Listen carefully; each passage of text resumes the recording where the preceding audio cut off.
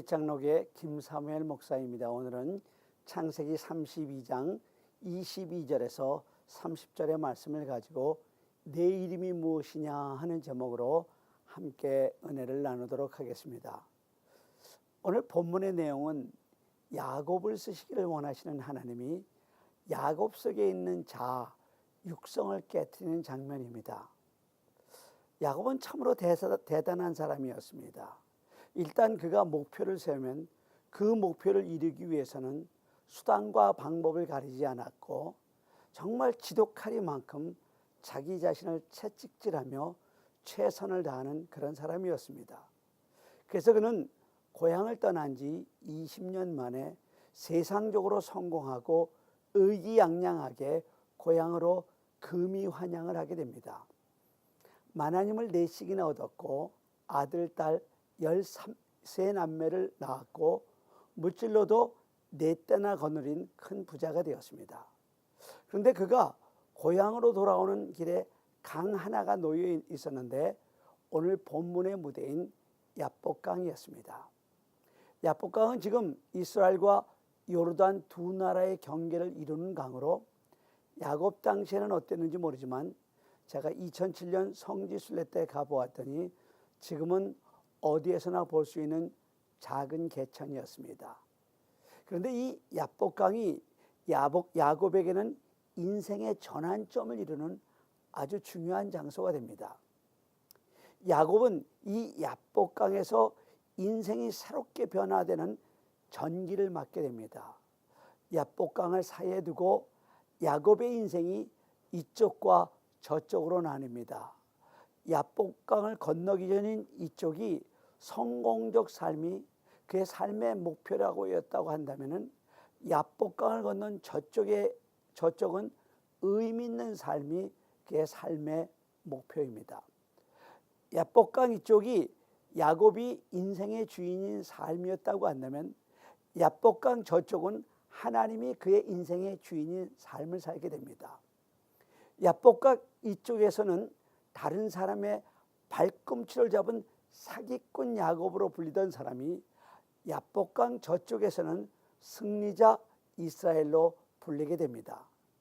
그래서 성도라면 반드시 이 야복강을 건너야 합니다.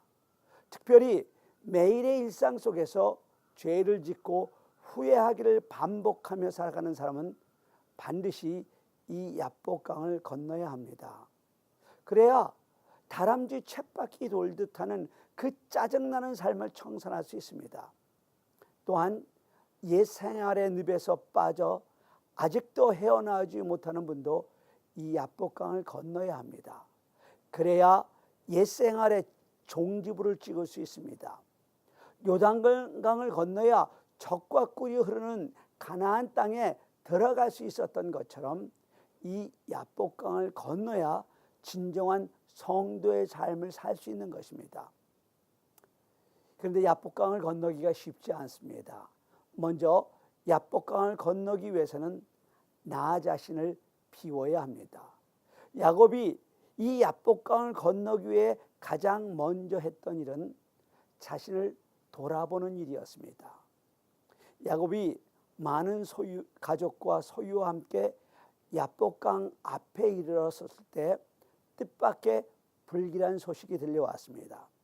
형 에서가 400명의 부하를 거느리고 지금 야곱을 맞으러 나온다는 소식이었습니다. 제가 오늘 본문 6절을 읽겠습니다. 사자들이 야곱에게 돌아와 이르되 우리가 주인의 형 에서에게 이른즉 그가 400명을 거느리고 주인을 만나려 오더이다. 왜 형 에서가 400명을 거느리고 야곱을 맞으러 오고 있을까요? 20년 만에 만나는 동생 야곱을 환영하려고 400명의 군사를 거느리고 오고 있었을까요? 그랬으면 오죽 좋겠습니까? 그러나 사실은 그 반대였습니다. 에서는 20년 동안 복수의 칼을 갈며 야곱이 돌아오기만을 기다렸다가 야곱이 돌아온다는 소식을 듣고는 400명의 군사를 거느리고 지금 야곱을 죽이려고 오고 있는 것입니다. 에서는요, 야곱 때문에 큰 상처를 많이 입은 사람입니다. 그래서 평생을 이를 갈고 복수를 위해 살았던 사람이었습니다.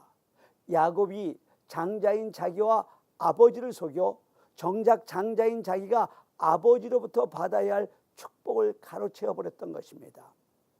그래서 장자인 에서가 받은 축복을 창세기 27장 39절과 40절에서 이렇게 말씀하십니다. 너의 주소는 땅의 기름짐에서 뜨고 내리는 하늘 이슬에서 뜰 것이며 너는 칼을 믿고 생활하겠고 내 아우를 섬길 것이며 내가 매임을 벗었을 때는 그 멍에를 내 목에서 떨쳐버리리라 하였더라. 여러분, 이게 축복입니까? 차라리 저주지. 야곱은 정말 몹쓸 사람이었습니다. 자기의 성공을 위해서라면 아버지도 속이고 형도 속이고 수단과 방법을 가리지 않는 사람이었습니다. 창세기 30장을 읽어보면 야곱이 외삼촌 라반의 양을 치면서 자기의 소유를 늘리기 위해 기상천외한 방법을 쓰는데 읽는 사람으로 하여금 혀를 내두드리게 합니다. 이처럼 야곱의 성공은 아버지를 속이고 형님을 밟고 외삼촌을 밟고 이런 성공이었습니다. 그런 야곱이 인생의 위기를 만난 것입니다. 이 야복강을 건너기만 하면 그처럼 가고 싶던 고향 땅인데 형이 복수의 칼을 갈며 기다리고 있었던 것입니다. 여러분은 이런 인생의 위기를 만날 때 어떻게 하십니까? 여러분, 기도하셔야 합니다. 그런데 그렇게 기도해야 한다고 말씀을 드려도 기도가 안 되시는 분이 계시죠. 왜 그런지 아십니까? 아직 믿는 구석이 있어서 그렇습니다. 물질이 있고 든든한 백이 있고 또한 아직 덜 바빠서 그렇습니다. 그래서 기도하지 않는 것입니다. 그런데 정작 나의 도움은 하나님밖에 없다고 믿어보세요. 생사기로에 서 있는데 하나님 외에는 살 길이 없다고 믿어보세요. 피곤하다고 기도를 쉴 수 있을까요? 바쁘다고 기도를 거를 수 있을까요? 제가 드린 이 말이 아직도 상투적으로 들리시는 분들이 계신다면 그런 분은 아직 급하지 않으신 분입니다. 야곱을 보세요. 잔머리를 잘 굴리는 야곱에게 형 에서가 지금 400명의 군사를 이끌고 자기를 마중 나온다는 소식에 그 짧은 순간에 별의별 인간적인 방법을 다 강구해냅니다. 형님의 환심을 사보려고 엄청난 선물 공세를 펼칩니다. 그리고 여차하면 나머지 한때는 도망을 가려고 두 때로 나누어 출발을 시킵니다. 8절을 제가 읽겠습니다. 가로되 에서가 와서 한 때를 치면 남은 한 때는 피하리라 하고, 그 짧은 시간에 손자병법의 가장 높은 경지라는 36개까지 이미 생각해낸 것입니다. 그런데 답이 나오지 않는 겁니다. 막상 형님의 칼 앞에 놓이고 보니 그토록 고생하며 모은 물질도 아무런 도움이 되지 않더라는 것입니다.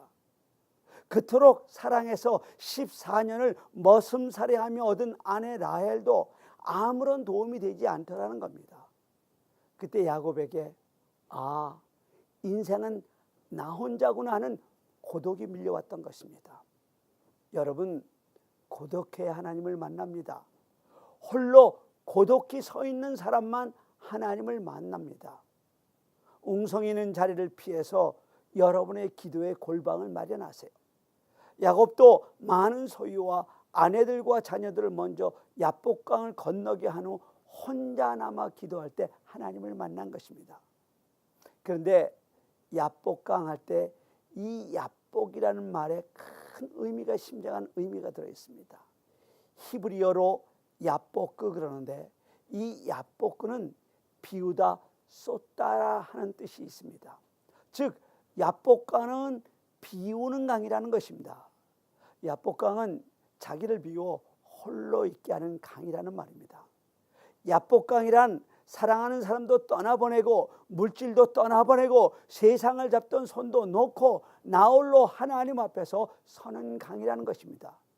우리도 야복그, 우리 자신을 비워야 합니다. 세상 욕심과 야망을 비워야 합니다. 하나님 앞에는 반드시 홀로 서야 합니다. 하나님 앞에서는 우리를 과시하는 시간이 아니라 우리를 비우는 시간인 것입니다. 이것이 야복강을 건너 하나님께로 나아가는 첫 번째 단계입니다. 야복강을 건너기 위해서 두 번째로 해야 할 일은 나 자신을 모두 드러내야 합니다. 야곱과 씨름하시던 하나님이 갑자기 야곱에게 물었습니다. 내 이름이 무엇이냐? 야곱이 대답합니다. 야곱이니이다. 야곱이 여기에서 무너져 내린 것입니다. 야곱은 이제까지 살아오면서 한 번도 나라는 존재에 대해서 물어본 적이 없습니다. 일생 동안 살면서 남의 이름만 불렀습니다. 너 때문이야, 너 때문이야, 너 때문이야 하고 살아왔습니다. 그래 하나님이 내 이름이 무엇이냐 물으실 때 처음으로 제 이름은 야곱입니다 하고 대답하고는 솟아라치게 놀란 것입니다. 야곱, 발꿈치를 잡다는 뜻입니다. 사기꾼이요 도둑놈이라는 뜻입니다.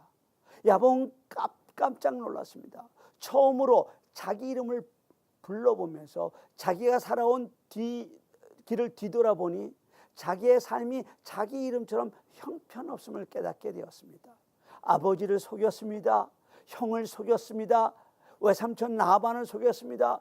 평생 남을 속이고 자기 성공을 위해서는 수단과 방법을 가리지 않고 거짓말하고 사기치고 남의 것을 가로채며 살아온 인생이었던 것입니다. 우리가 그렇게 살아오지 않았는가 하는 것입니다. 내가 잘못된 것은 다 다른 사람이 잘못해서 생긴 것으로 생각하며 살아왔습니다. 내가 못 배운 것은 무식하고 가난해서 나를 가르치지 못한 부모님 때문이었고, 지금 내가 불행한 것은 정말 지지리도 못난 남편 때문이고, 내가 요 모양 요 꼴인 것은 아내 때문이라고 생각합니다. 나는 절대로 아니죠. 모두 다 다른 사람 때문이죠.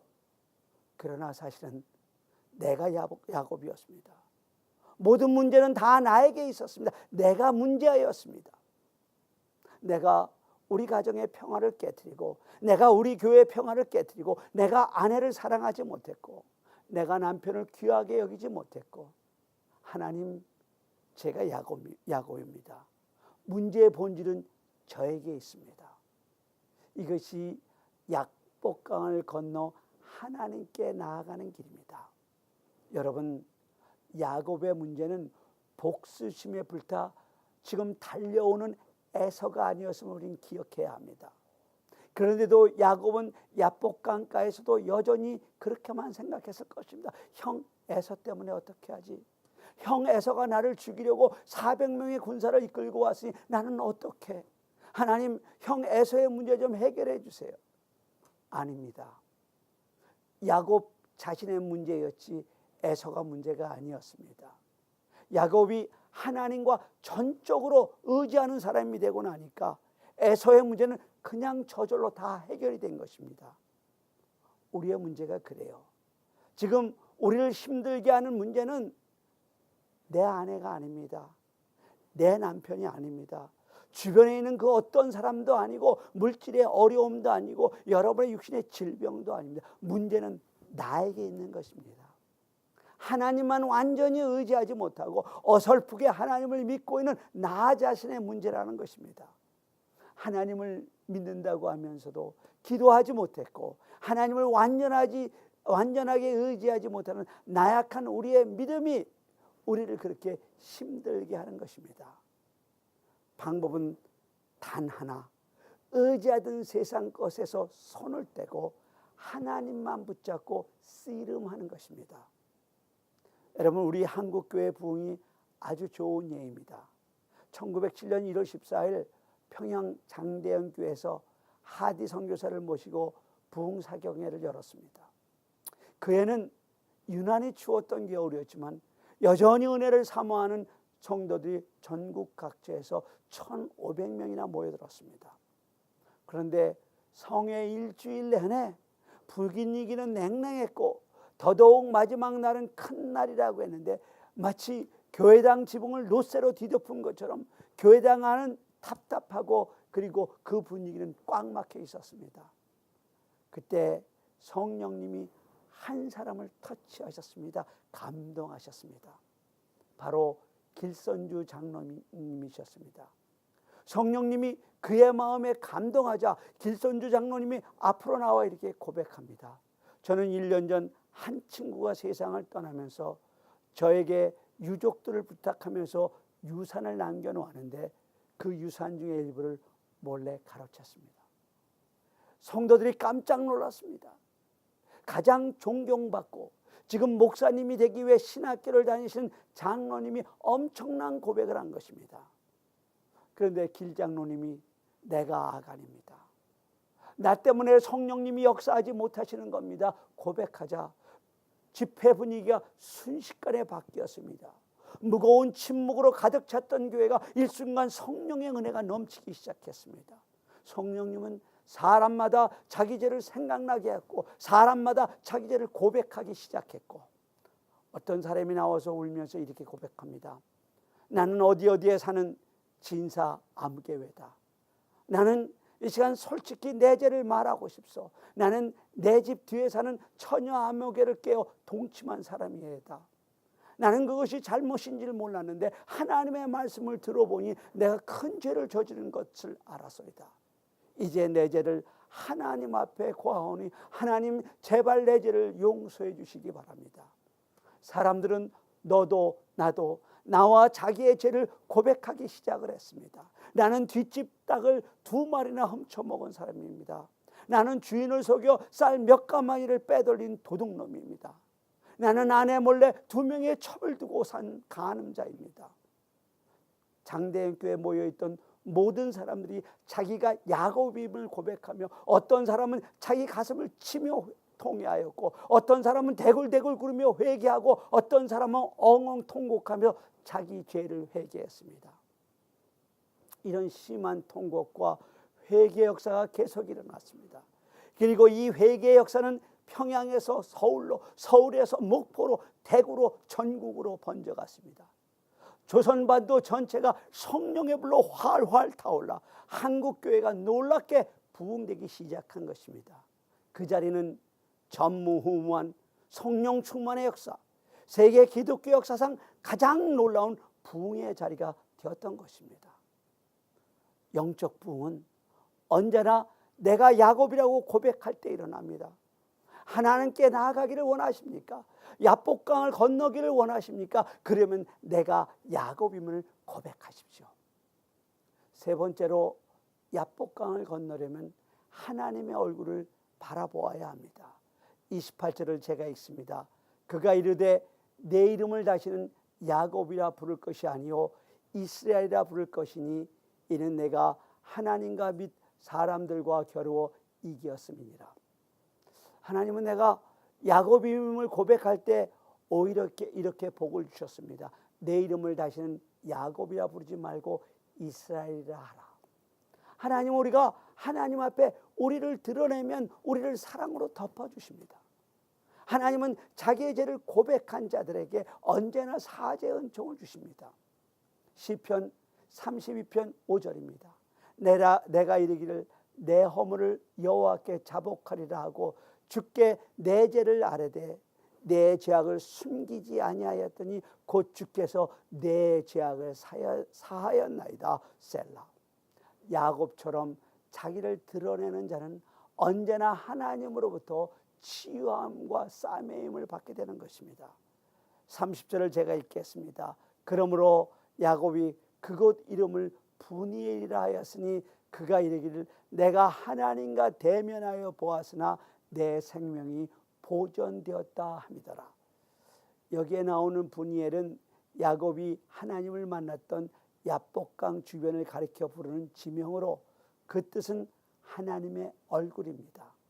얼굴이라는 뜻의 파님이라는 말과 하나님이라는 뜻의 엘이라는 말이 합쳐서 된 말이 바로 분이엘입니다. 야곱이 분이엘, the face of God, 하나님의 얼굴을 대면하게 된 것입니다. 사실 야곱은 그동안 하나님을 바라보지 않고 살았습니다. 하나님을 이용하여 축복받는 데만 급급하게 살았습니다. 야곱에게 하나님은 목적이 아니라 수단이었습니다.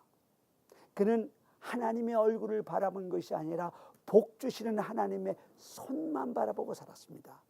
그랬던 야곱이 야복강에서 비로소 하나님의 얼굴을 바라보았던 것입니다. 믿음이 바로 그런 것입니다. 세상을 바라보던 시선을 바꾸어 하나님을 바라보는 것입니다. 신앙의 성공은 하나님의 얼굴을 바라보는 것입니다. 나약한 인간, 목회자의 얼굴을 보고 일희일비하는 것이 아닙니다.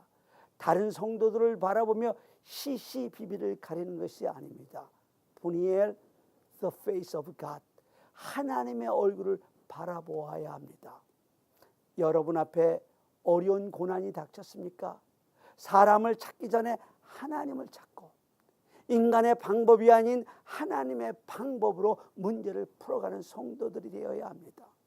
여호와께서 집을 세우지 아니하시면 세우는 자의 수고가 헛되고 여호와께서 성을 지키지 아니하시면 파수꾼의 경성함이 허사입니다. 하나님이 짓지 아니하면 헛수고입니다. 하나님이 지키지 아니하면 안 됩니다. 하나님이 보호하시지 않으면 안 됩니다.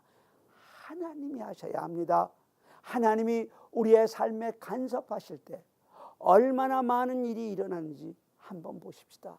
야곱이 하나님의 얼굴을 뵙고 야복강을 건너 에서를 만나는 순간은 실로 놀라운 일이 벌어졌습니다. 에서가 야곱을 보더니 야곱에게로 달려가서 야곱을 끌어안고 엉엉 우는 것입니다. 이 모양이야말로 헤어진 지 20년이 된 그리운 형제가 만나는 이상적인 모습이 아닙니까? 지금 에서는 야곱을 죽이려고 나온 것입니다. 그래서 그런 모습을 본 에서를 따르는 군사들이 깜짝 놀랐을 것입니다. 아무도 예측할 수 없는 일이 벌어진 것입니다. 여러분, 어떻게 이런 일이 일어날 수 있었을까요? 에서가 왜 갑자기 돌변한 것일까요? 이미 위에서 말씀드린 것처럼 야곱이 기도로 자신의 문제를 해결하고 보니 형 에서의 문제는 저절로 해결된 것입니다. 다시 한번 말씀드립니다. 문제는 너가 아니고 나입니다. 문제는 환경이 아닌 나입니다. 야곱이 하나님과의 관계에서 인생의 문제가 해결되고 나니 에서에게 하나님을 닮은 긍휼한 마음을 주셔서 그랬을까요? 야곱이 밤새도록 하나님과 씨름했으니 그 몰골이 어떻겠습니까? 온몸은 흙투성이가 되고 거기에다 환도뼈가 부러졌으니 다리까지 절뚝 절고 있네요. 만약에 야곱이 이런 모습이 아니고 정말 부자의 모습이었다면 아마 야곱은 그날 그 자리에서 에서의 칼날에 죽었을 것입니다. 그런데 하나님이 에서의 마음에 용서의 마음, 사랑의 마음, 긍휼의 마음을 주시니 그 동생의 마음이 얼마나 치근한지, 정작 내가 내 장자의 축복을 가로채고 도망가더니 얼마나 잘됐나 보자 벼르고 400명의 군사를 데리고 나왔는데 막상 눈앞에 나타난 야곱의 몰골이 엉망이고 다리까지 저는 것을 본 에서는 그의 감정을 주체할 수 없었던 것입니다. 그러니까 에서가 말에서 내려와서 먼저 달려나와 야곱을 맞이하여 끌어안고 목을 어긋맞기고 그와 입맞추고 피차 우는 겁니다. 야가 빠진 야곱으로서도 상상도 하지 못한 일이 일어난 것입니다. 그런데 사실은 이게 진짜 형님의 모습이었습니다. 고생을 엄청나게 했구나, 성공한다고 집을 떠나니 이 꼴이 뭐니 하며 다리를 쩔뚝쩔뚝 절며 다가오는 야곱을 끌어안고 함께 엉엉 운 것입니다. 에서의 20년 동안 마음속에 응어리졌던 그 분노, 그 원한이 눈 녹듯이 다 사라졌습니다. 에서가 무엇라고 하는지 아십니까? 33장 12절을 보면 우리가 떠나가자 내가 너의 앞잡이가 되다 얘기합니다. 칼을 들고 온 400명의 군사는 그때부터 야곱을 호위한 포위대가 되어줍니다. 누가 했습니까? 하나님이 하셨습니다. 야곱이 세상에서 의지하던 것을 모든 것을 내려놓고 하나님만을 의지하는 사람이 되니까 하나님의 역사가 나타난 것입니다. 그때나 지금이나 동일하신 하나님이 우리에게도 씨름을 걸어오십니다. 때때로 밤잠을 이루지 못하고 고민하는 밤이 있습니까? 그런 분은 여전히 야복강가에 서 있는 야곱의 수준을 극복하지 못하고 있는 것입니다. 숨이 멈출 듯이 답답하고 때로는 어디론가 숨고 싶고 도망치고 싶은 생각이 드시는 분이 계십니까? 내가 이러다가는 무슨 큰 사고라도 치지 하는 생각이 드시는 분이 계십니까? 그런 분은 지금 하나님이 씨름을 걸어오는 순간입니다. 정신 바짝 차려야 합니다. 하나님을 놓치면 안 됩니다. 두 손 가지고 세상 붙잡고 물질을 붙잡고 여러분 자신을 붙잡고 절대로 하나님을 붙잡을 수 없어요. 세상 붙잡던 손도 놓고 물질을 하던 손도 놓고 여러분 자신을 붙잡던 손도 놓아야 하나님을 놓지 않고 꼭 붙잡을 수 있는 것입니다. 이 세상의 모든 것을 다 놓쳐도 괜찮아요. 그러나 하나님을 붙잡았던 그 손만 놓치지 않으면 됩니다. 그러면 당신은 진정으로 행복할 수 있습니다. 그러나 반대로 이 세상의 모든 것을 다 붙잡았어도 하나님을 놓쳤다면 당신은 야복강 이쪽에 서는 야곱처럼 처절한 실패자가 되는 것입니다. 그러나 아직은 괜찮습니다. 우리 주님이 야복강가에 선 여러분에게 씨름을 걸어오시기 때문입니다. 이제부터는 하나님을 잡은 그 손을 놓으면 안 됩니다. 우리 하나님만이 우리의 구원이시기 때문인 것입니다. 이제 다 같이 기도드리시겠습니다.